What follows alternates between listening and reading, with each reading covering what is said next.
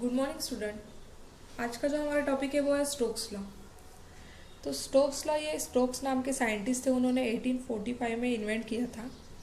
तो इसमें उन्होंने बताया था कि एक कोई भी स्पेरिकल बॉडी होगी वो अगर विस्कस लिक्विड से पास हो रही है तो उस पर जो अपोजिट डायरेक्शन में फोर्स लगता है वो लगता है विस्कस फोर्स। तो देखो यहाँ पे हमने एक बीकर में एक स्पेरिकल बॉडी कंसिडर की है और वो क्या कर रहा है, हमें अभी यहाँ पे हमने ऐसे पकड़ के रखा है वो, और इस पर जब हमने ये रेस्ट पोजीशन पे है तब इसका वेलोसिटी क्या है, 0 है। और जैसे जैसे ये नीचे आता जाएगा वैसे वैसे इसका जो वेलोसिटी होगा वो बढ़ता जाएगा। तो देखो यहाँ पे एक विस्कस लिक्विड लिया है हमने और उसमें से ये हमने अभी नीचे डाल दिया। तो यहाँ पे जैसे आया वो उसका वेलोसिटी क्या हो गया, बढ़ गया। तो वेलोसिटी जैसे जैसे बढ़ने लगा वैसे वैसे उस पर अपोजिट डायरेक्शन में जो फोर्स लगने लगा वो था विस्कस फोर्स। तो एग्जांपल ले लो, अगर रेन ड्रॉप आसमान से ज़मीन तक आती है तो उसकी जो वेलोसिटी है तो वो क्या होती है, बढ़ते बढ़ते जाती है। जैसे जैसे ज़मीन की तरफ आएंगे वैसे वैसे वेलोसिटी बढ़ते जाती है। और उसके अपोजिट डायरेक्शन में जो फोर्स लगता है तो वो फोर्स किस वजह से लगता है, एयर की वजह से। सपोज ये रेन ड्रॉप है और ये एयर क्या कर रही है, इसको विस्कस फोर्स से रेजिस्ट कर रही है, रोकने का काम कर रही है। इस वजह से जो ज़मीन तक आती है तो उसकी जो वेलोसिटी होती है वो विस्कस फोर्स के वजह से कम होती है और वो हमें हार्म नहीं करती। ओके, तो वैसे ही यहाँ पे जो स्पेरिकल बॉडी है जो विस्कस लिक्विड में से आती है, फ्लो होती है, तो उसको रेजिस्ट करने का काम कौन करता है, विस्कस फोर्स करता है। तो उसका डेफिनेशन देखो, the viscous force acting on a small sphere falling through a viscous medium is directly proportional to the radius of the sphere। तो अभी देखो कि ये जो विस्कस फोर्स लग रहा है इस बॉडी पर, तो ये किस पर डिपेंड होता है, रेडियस ऑफ द स्पीयर। तो ये जो बॉडी का जो रेडियस होगा वो जितना ज़्यादा होगा उतना ही ज़्यादा क्या होगा, विस्कस फोर्स होगा। बराबर। बॉडी अगर बड़ी है, कोई स्पेरिकल बॉडी अगर बड़ी है, अगर आप एक जगह पे एक मार्बल की गोली ले लो और मार्बल की गोली अगर आप यहाँ से डालोगे तो उस पर विस्कस फोर्स क्या लगेगा, कम लगेगा, बिकॉज उसका रेडियस क्या होगा, कम। और उसी जगह पे आप कोई बॉल डाल दो तो बॉल का जो रेडियस होगा वो क्या होगा, मार्बल से बड़ा होगा।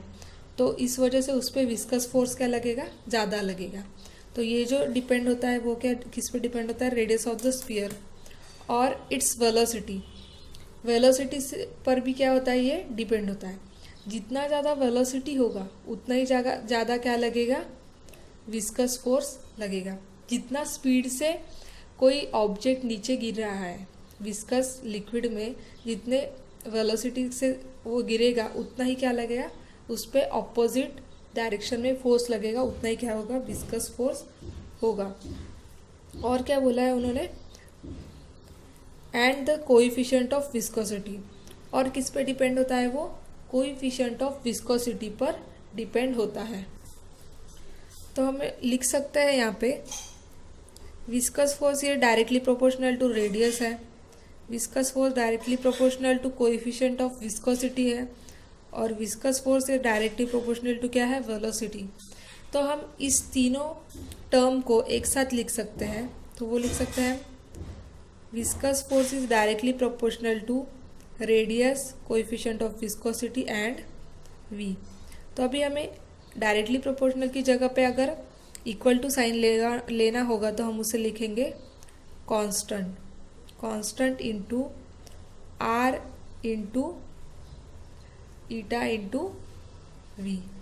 अभी ये कांस्टेंट का जो टर्म है, ये कांस्टेंट के जगह पे जो वैल्यू आती है वो होती है 6 पाई और ये into r eta into v.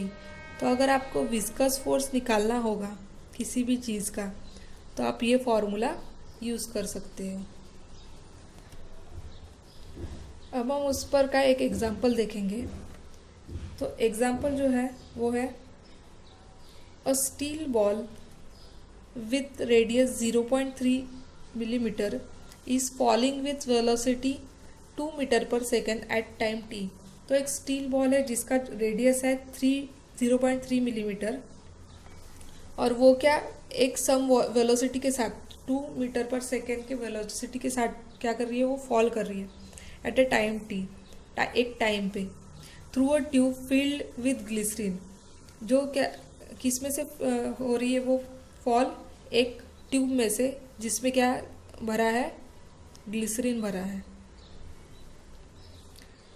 तो यहाँ पे ग्लिसरीन है और यहाँ से क्या हो रहा है, ये जो बॉल है 0.3 मिलीमीटर का वो फॉल हो रहा है 2 मीटर पर सेकेंड के वेलोसिटी के साथ।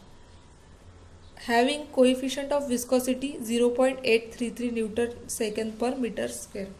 तो कोएफिशिएंट ऑफ विस्कोसिटी है ग्लिसरीन का, वो है 0.833 न्यूटन सेकेंड पर मीटर स्क्वायर।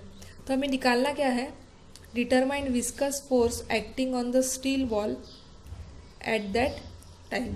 तो अभी हमने जो फॉर्मूला निकाला है विस्कस फोर्स का, तो वो हम यूज़ करके यहाँ पे हमें आंसर निकालना है। तो हमें जो जो दिया है वो हम लिख लेंगे। पहले तो हमें दिया है रेडियस r = 0.3 mm, इसका हम सेंटीमीटर मीटर में कन्वर्जन करेंगे तो यह आ जाएगा 0.3 × 10⁻³ मीटर। उसके बाद दिया वेलोसिटी, तो v है हमारे पास 2 मीटर पर सेकेंड। उसके बाद दिया है हमें कोएफिशिएंट ऑफ विस्कोसिटी, तो वो ईटा इक्वल टू दिया है 0.833 न्यूटन सेकेंड पर मीटर स्क्वायर। तो हमारे पास फॉर्मूला है, अभी हमने जो फॉर्मूला निकाला वो viscous force equal to 6πr into v into eta. तो यहाँ पे हम वैल्यू डालेंगे तो 6 × 3.142 इंटू r कितना है 0.3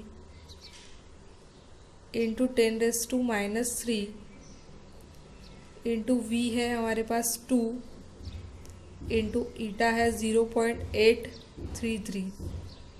तो इसका अगर आप कैलकुलेशन करोगे तो ये पूरा आंसर आएगा 9.422 इंटू 10⁻³ न्यूटन। उसके बाद सेकेंड एग्जाम्पल है आपके एक्सरसाइज में से, calculate the viscous force acting on a raindrop of diameter 1 mm falling with a uniform velocity 2 meter per second through air. The coefficient of viscosity of air is 1.8 × 10⁻⁵ Newton second पर metre square. तो हमें यहाँ पे भी viscous force निकालना है जिस पे हमें डायमीटर दिया है। तो हम यहाँ पे डायमीटर दिया है 1 mm और यूनिफॉर्म वेलोसिटी दी है 2 मीटर पर सेकेंड और कोएफिशिएंट ऑफ विस्कोसिटी दिया है। तो जो जो दिया है वो हम पहले लिख लेंगे।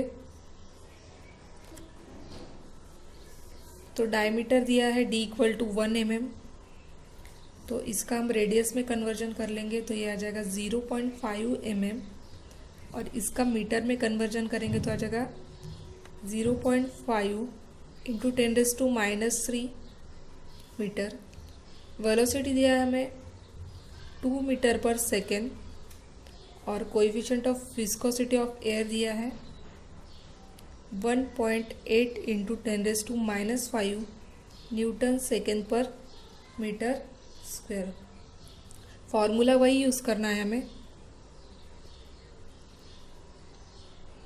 Fv = 6πr into v into ईटा।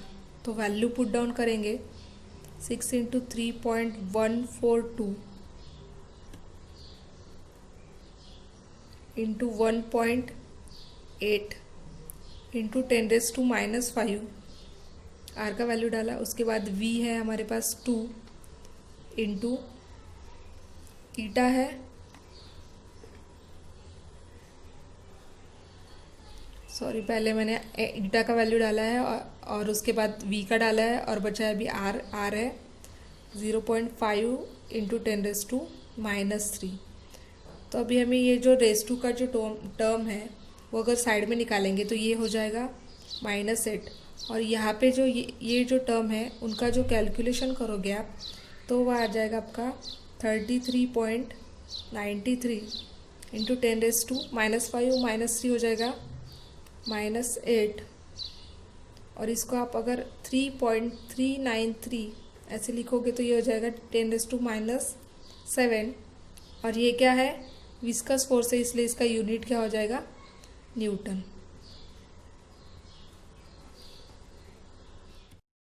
नेक्स्ट टॉपिक देखेंगे टर्मिनल वेलोसिटी। टर्मिनल वेलोसिटी देखने से पहले हम देखेंगे बियॉन्ड फोर्स क्या होता है। तो बियॉन्ड फोर्स मतलब होता है अगर कोई ऑब्जेक्ट अगर हम वाटर के अंदर डाल रहे हैं, लिक्विड के अंदर डाल रहे हैं, तो उसके ऊपर एक फोर्स एक्ट होता है, ऊपर की डायरेक्शन में एक फोर्स एक्ट होता है। एक सपोज एक एग्जांपल ले लो, अगर आप स्विमिंग कर रहे हो तो आपको एक अपर डायरेक्शन में एक फोर्स आपको महसूस होगा जिसे हम बोलते हैं बियॉन्ड फोर्स। तो ये जो ऑब्जेक्ट होता है उसके ऊपर की डायरेक्शन में लगने वाला जो फोर्स होता है वो होता है बियॉन्ड फोर्स होता है। तो उसके पहले हम देखेंगे, तो जब हम वाटर के अंदर, अब सपोज ये ऑब्जेक्ट है और ये अभी तक हमने इसको अंदर इंसर्ट नहीं किया है, ओके, ये यहाँ पे है, इसके ऊपर के डायरेक्शन में जो फोर्स लग रहा है वो लग रहा है बियॉन्ड फोर्स। तो ये जो बियॉन्ड फोर्स होता है वो किस वजह से लगता है और वो किसके बराबर होता है। तो देखो, अगर यही ऑब्जेक्ट हमने क्या किया, वाटर के अंदर इंसर्ट किया, तो वाटर के अंदर जब इंसर्ट करेंगे तो इसका जो वॉल्यूम होगा वो अगर हमें कैलकुलेट करना होगा तो उसके लिए हम क्या करते हैं, ये बीकर है, इसमें अगर आप ये ऑब्जेक्ट इंसर्ट करोगे तो इसका जितना वॉल्यूम होगा उतने वॉल्यूम का लिक्विड क्या होगा, इस कंटेनर में जमा हो जाएगा। मतलब इसका वॉल्यूम, ये जो ऑब्जेक्ट है उसका वॉल्यूम और ये जो वाटर इसमें कलेक्ट हुआ है उसका वॉल्यूम क्या होगा, सेम होगा। तो आप वाटर के वॉल्यूम पर से इस ऑब्जेक्ट का वॉल्यूम आप निकाल सकते हो, ओके। तो ये तो हमें आर्किमिडीज ने बताया है कि अगर कोई ऑब्जेक्ट अगर आप वाटर के अंदर इंसर्ट करोगे तो जितना लिक्विड बाहर गिरेगा वही क्या होगा, उस ऑब्जेक्ट का वॉल्यूम होगा। तो वैसे ही जब बियॉन्ड फोर्स लगता है तो बियॉन्ड फोर्स ऊपर की डायरेक्शन में लगता है। अब बियॉन्ड फोर्स अगर आपको कैलकुलेट करना होगा तो वो कैसे निकालते हो, तो ये जो बियॉन्ड फोर्स ऊपर की डायरेक्शन में लग रहा है तो वो होता है इस लिक्विड के वेट के बराबर। मतलब ये जो बीकर में आपने इंसर्ट किया ऑब्जेक्ट, उसके बाद जो वाटर बाहर निकला उसका जो वेट होगा तो वो वेट वो कितना होगा, बियॉन्ड फोर्स के बराबर होगा। तो अगर आपको बियॉन्ड फोर्स जब भी कैलकुलेट करना होगा तो वो इक्वल टू होता है weight of liquid displace, okay. तो buoyant force equal to weight of liquid displace, जितना वाटर बाहर जाएगा उसका वेट करोगे आप तो वो क्या होगा, बियॉन्ड फोर्स। मतलब इतना वेट क्या लग रहा है, ऑब्जेक्ट को ऊपर के डायरेक्शन में लग रहा है। तो ये जो बियॉन्ड फोर्स है वो वेट के बराबर होता है। और आर्किमिडीज का प्रिंसिपल क्या है, वॉल्यूम निकालने के लिए ऑब्जेक्ट का वॉल्यूम किसके बराबर होता है, जो वाटर कलेक्ट हुआ है उसके वॉल्यूम के बराबर होता है। उसके बाद हम देखेंगे टर्मिनल वेलोसिटी। तो टर्मिनल वेलोसिटी जो होती है वो हम डिनोट करते हैं वीटी से। तो हम इसमें एक बीकर कंसीडर कर रहे हैं और इस बीकर के अंदर हमने एक मास लिया है, एक ऑब्जेक्ट लिया है। तो इस ऑब्जेक्ट पे कौन से फोर्सेस लगते हैं वो हमें देखना है। तो फर्स्ट तो एक नीचे के डायरेक्शन में लगता है फोर्स, वो लगता है mg, उसका वेट, ओके। और उसके बाद ऊपर के डायरेक्शन में एक फोर्स लगता है जो होता है विस्कस फोर्स। विस्कस फोर्स जो है वो क्या होता है, अगेंस्ट द वेलोसिटी। ये जो ऑब्जेक्ट है उसके वेलोसिटी के अगेंस्ट जो फोर्स लगता है वो होता है विस्कस फोर्स। तो उसे हम लिखते हैं Fv से। और अभी जो हमने पढ़ा बियॉन्ड फोर्स, तो वो भी क्या होता है, ऊपर के डायरेक्शन में लगता है और वो होता है Fu। तो ये जो फोर्सेस एक्टिंग ऑन स्पीयर है वो कौन से, एक तो वेट हो गया, एक तो विस्कस फोर्स हो गया, एक तो बियॉन्ड फोर्स हो गया। तो जो फोर्सेस लग रहे हैं वो है, पहला तो वेट mg जो लग रहा है नीचे के डायरेक्शन में, उसके बाद विस्कस फोर्स लग रहा है ऊपर के डायरेक्शन में, और फोर्स ऑफ बियॉन्सी भी बोल सकते हैं आप, तो वो भी लग रहा है ऊपर के डायरेक्शन में। तो टर्मिनल वेलोसिटी हम समझने के लिए मैंने वापस से एक डायग्राम बनाया है। उसके पहले हमें ये जो Vt इक्वल टू, ये जो फॉर्मूला है वो हमें फाइंड आउट करना है, 2/9 r²g into rho minus sigma divide by ईटा। तो यहाँ पे जो रो है वो है डेंसिटी ऑफ ऑब्जेक्ट, ये जो ऑब्जेक्ट है उसका डेंसिटी, और सिग्मा है वो लिक्विड का डेंसिटी है। ओके, तो यहाँ पे हमने लिक्विड लिया है और उसके अंदर ये ऑब्जेक्ट है, तो उस पर कौन से फोर्सेस लगते हैं वो तो हमने अभी देखा। नीचे के डायरेक्शन में लगता है mg, ऊपर के डायरेक्शन में लगता है एक बियॉन्ड फोर्स, और सेकेंड लगता है विस्कस फोर्स। ओके, तो जब ये जो ऑब्जेक्ट ऊपर से नीचे की तरफ आता है तब ये थ्रू आउट इसका जो वेट होता है वो क्या होता है, कांस्टेंट होता है। तो यहाँ पे mg होता है कांस्टेंट।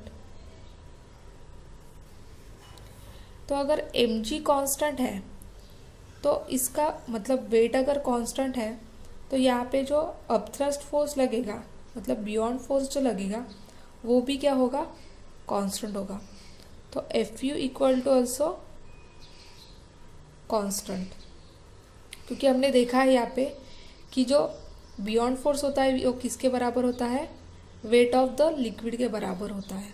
तो यहाँ पे mg कांस्टेंट होता है और Fu भी कांस्टेंट होता है।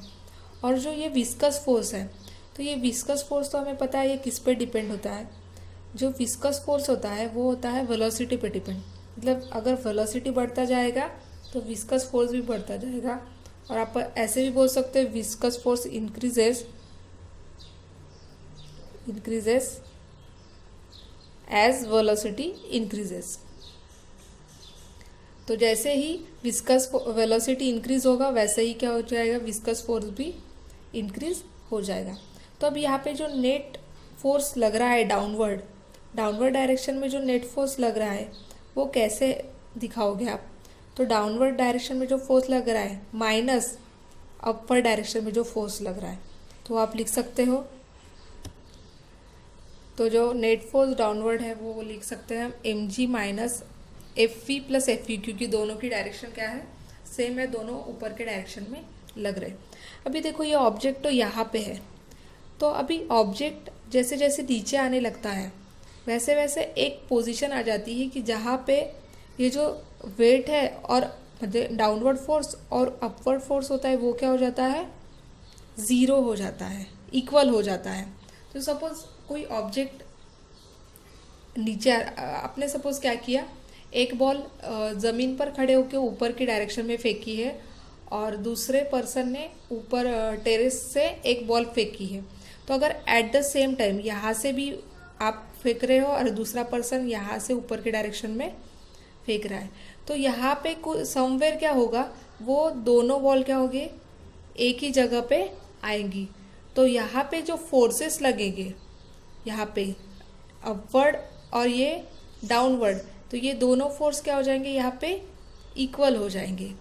तो यहाँ पे अगर फोर्स ज़ीरो हो जाएगा, फोर्स अगर ज़ीरो, सपोज यहाँ पे आ गई, वो ऑब्जेक्ट यहाँ पे है तो यहाँ पे फोर्स ज़ीरो होगा, तो यहाँ पे एक्सेलरेशन भी क्या हो जाएगा, ज़ीरो हो जाएगा। क्योंकि यहाँ पे जब यहाँ पे ऑब्जेक्ट था, ये जब नीचे आ रहा था तब तो उस पर क्या लग रहा था, डाउनवर्ड फोर्स लग रहा था, उस वजह से क्या हो रहा था, वेलोसिटी उसकी कंटिन्यूस इंक्रीज हो रही थी। वेलोसिटी इंक्रीज हो रही थी मतलब वेलोसिटी इंक्रीज हो रही मतलब एक्सेलरेशन होता है, तो एक्सेलरेशन हो रहा था। लेकिन अभी इस पॉइंट पे क्या हो गया है, ये डाउनवर्ड और अपवर्ड फोर्स क्या हो गया है, इक्वल हो गया। तो इक्वल हो गया मतलब वेलोसिटी चेंज हो रही कि कंटिन्यूस नहीं हो रही। तो वेलोसिटी अगर चेंज नहीं हो रही तो एक्सेलरेशन हो रहा है क्या, नहीं हो रहा है। तो F इक्वल टू ज़ीरो, मतलब यहाँ पे जो फोर्स लग रहा है वो क्या हो जाएगा, नेट फोर्स ज़ीरो हो जाएगा, एक्सेलरेशन भी ज़ीरो हो जाएगा। तो वेलोसिटी क्या हो जाएगी, यहाँ पे कांस्टेंट हो जाएगी। तो यहाँ पे जो भी फोर्स लग रहे हैं अपवर्ड डाउनवर्ड वो सब क्या हो जाएंगे, ज़ीरो हो जाएंगे। तो यहाँ पे जो विस्कस मीडियम है वहाँ पे एक जगह पे मतलब कोई किसी भी एक पॉइंट पे somewhere in viscous medium net force become zero. तो वहाँ पे हम लिख सकते हैं downward force equal to upward force. तो अपवर्ड फोर्स क्या है, F U plus F V. तो ये जब इक्वल हो जाता है उसके बाद क्या हो जाता है, वेलोसिटी जो होती है वो क्या हो जाती है, कांस्टेंट हो जाती है। क्योंकि हमने देखा यहाँ पे जैसे जैसे वेलोसिटी बढ़ रही थी वैसे वैसे क्या हो रहा था, ये अपवर्ड डायरेक्शन में जो फोर्सेस हो रहे थे वो भी बढ़ रहे थे, विस्कस फोर्स। तो एट द एक पॉइंट पे क्या हो गया, सब नेट फोर्स क्या हो गया, ज़ीरो हो गए। तो इस वजह से इसका जो एक्सेलरेशन हो रहा था वो नहीं होगा, वेलोसिटी चेंज नहीं होगी, तो वेलोसिटी क्या हो जाएगी, कांस्टेंट हो जाएगी। तो यहाँ पे डाउनवर्ड वेलोसिटी क्या हो जाती है, कांस्टेंट हो जाती है। और इसी जो कांस्टेंट वेलोसिटी होती है उसको क्या बोलते हैं हम, टर्मिनल वेलोसिटी यहाँ पे बोलते हैं। मतलब कोई भी ऑब्जेक्ट आपने ऊपर से फेंका, सपोज ये फ्लूइड में आपने क्या किया है, ऊपर से ऑब्जेक्ट आपने ऐसे फेंका है और एक पॉइंट पे आके क्या हो जाएगा, वो उस पर जो फोर्सेस लग रहे हैं वो क्या हो जाएंगे, ज़ीरो हो जाएंगे और उसकी वेलोसिटी क्या हो जाएगी, कांस्टेंट हो जाएगी। तो वेलोसिटी कांस्टेंट हो जाएगी मतलब क्या हो जाएगा, वो ऑब्जेक्ट वहाँ पे रुक जाएगा। ओके, तो उस वेलोसिटी को क्या बोलोगे आप, कांस्टेंट वेलोसिटी बोलोगे। अब हमें जो इक्वेशन फाइंड आउट करना था वेलोसिटी के लिए, टर्मिनल वेलोसिटी के लिए, वो हम निकालेंगे अभी। सो फर्स्ट लेंगे नेट फोर्स बिकम्स, जब नेट फोर्स ज़ीरो होता है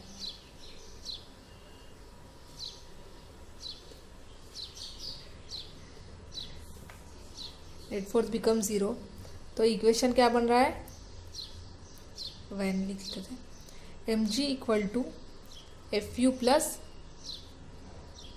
एफ वी। तो अभी एफ यू क्या है, यहाँ पे एफ यू है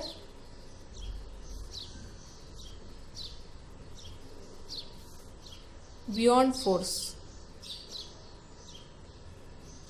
तो बियॉन्ड फोर्स क्या होता है, weight of the liquid displace, ये हमें पता है, वेट ऑफ लिक्विड डिस्प्लेस। तो वेट ऑफ लिक्विड डिस्प्लेस क्या लिख सकते हैं, हम एम जी लिख सकते हैं। ओके, तो यहाँ पे हम जी तो पता है लेकिन weight of displace mass, liquid का मास हमें पता है क्या, नहीं। तो वो निकालने के लिए हम फाइंड आउट करेंगे। तो देखो volume of liquid displace, volume of liquid displace, तो वो क्या आएगा, 4/3 पाई आर क्यूब। क्योंकि जो हमने ऑब्जेक्ट लिया है उसका जो शेप है वो क्या है, स्पेरिकल है। तो स्पेरिकल शेप में जब हम वॉल्यूम निकालेंगे तो उसका जो वॉल्यूम आएगा वो भी क्या होगा, 4/3 पाई आर क्यूब। हमारे पास डेंसिटी ऑफ लिक्विड है, वॉल्यूम ऑफ लिक्विड तो मिल गया, हमें निकालना है मास। तो डेंसिटी ऑफ लिक्विड है हमारे पास सिग्मा, सिग्मा। तो सिग्मा इक्वल टू क्या होता है, मास अपॉन वॉल्यूम। तो मास अपॉन वॉल्यूम, तो वॉल्यूम की जगह पे हम वैल्यू डालेंगे ये, so m divide by 4/3 pi are cube, और ये हो गया सिग्मा। तो हमें निकालना है मास, तो मास हम लेंगे यहाँ पे, तो m इक्वल टू क्या हो जाएगा, ये टर्म यहाँ पे इंटू आ जाएगी, तो sigma into 4/3 pi are cube. तो ये जो हमारा m की वैल्यू यहाँ डालेंगे तो sigma 4/3 pi are cube into G as it is. तो ये जो अपवर्ड फोर्स था, बियॉन्ड फोर्स, उसको हमने क्या किया, weight of liquid displace M G किया। तो एम फाइंड आउट करने के लिए हमने वॉल्यूम ऑफ लिक्विड पहले लिया, उसके बाद डेंसिटी ऑफ लिक्विड, वो क्या होता है मास अपॉन वॉल्यूम, और उसमें वैल्यू डाल के हमने एम की वैल्यू फाइंड आउट की है। तो यहाँ पे जो एम जी है वो आएगा हमारा रो इंटू 4/3 पाई आर क्यूब जी। तो ये जो हम रो ले रहे हैं ये क्यों ले रहे हैं, क्योंकि ये हमने ऑब्जेक्ट का मास कंसिडर किया है। ओके, ऑब्जेक्ट का डेंसिटी है इसलिए हम रो ले रहे हैं। और अगर अभी देखो ये ऑब्जेक्ट का डेंसिटी लिया है तो यहाँ पे रो इक्वल टू क्या है, डेंसिटी ऑफ ऑब्जेक्ट।